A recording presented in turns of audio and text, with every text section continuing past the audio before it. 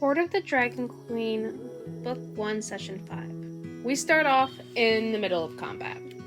The orc tries to hit Dre, but misses. He tells him, "Next time, I won't miss." A bunch of flies fly out of the bandit leader's arms and goes to attack Khaleesi. Dre takes a step towards the orc to cast Shocking Grasp, but they miss. Khaleesi casts Cold Touch, and the orc's hand has ice form on his body. Then Tooth smacks the leader lady with his staff. The orc goes for an axe-swinging attack against Khaleesi and Dre. Both get decently injured. The leader goes to hit Tooth. She just nicks him and then sends a boost of thunder to the center. Khaleesi falls and blood bleeds from her nose and ears. Dre pours a healing potion into Khaleesi to get her back up. Khaleesi then heals herself. The Pegasus joins the fight and kicks the orc. The Pegasus storms through the orc's chest. 3 more bandits join, a wood elf woman and a wood elf man, and another one that apparently I didn't write down. Tooth tries to hold the leader hostage but fails, so tries to cast the Curse of Binding. It works. She tries to escape and it injures her. The wood elf casts magic spikes at the group and Wanderer dodges. Dre and Tooth aren't able to. Wanderer speaks to the Pegasus, and the Pegasus is a little sus of them, but he agrees to help. Then Wanderer goes to stab the leader. They do a decent amount of damage with their flame blade. "Take that, bitch!" The Pegasus begins to attack the other bandits. Elves. He one-shots one of them and kicks her right in the face. Kicks the other one all over her body too. She dies as well. There's only one bandit left and the leader. Dre's still unconscious.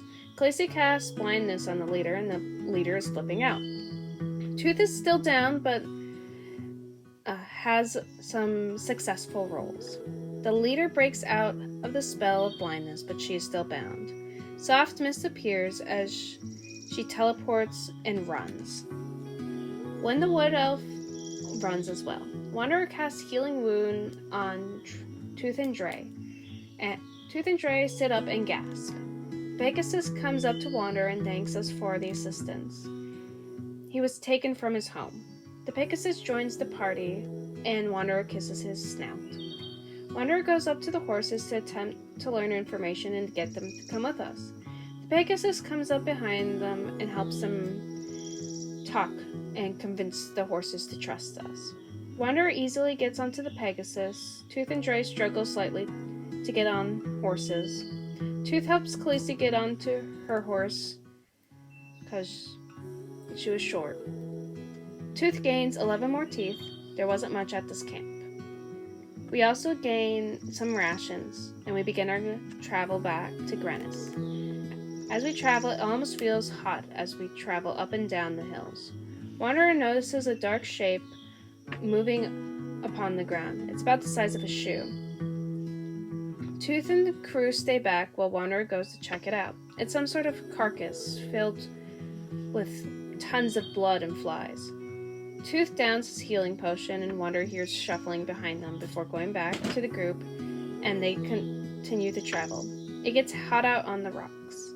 We set up camp and we decide to not light the fire as we take a long rest.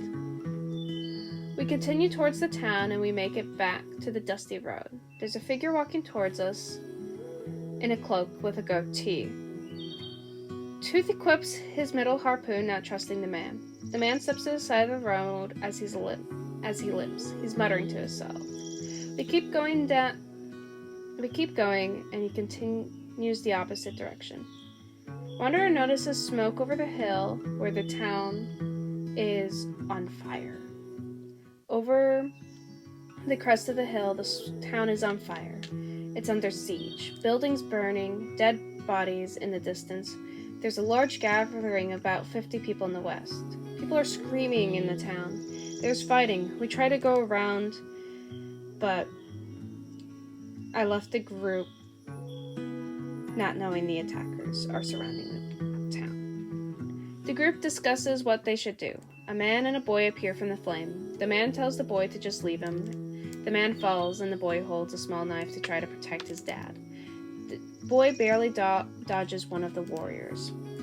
Hoard equips his crossbow and shoots the warrior in the head, and killing him. He tries to grab the boy, and the tunic rips. It doesn't work. The Hoard tries to get him to come with, but he gives up and goes back to the group after the boy refuses.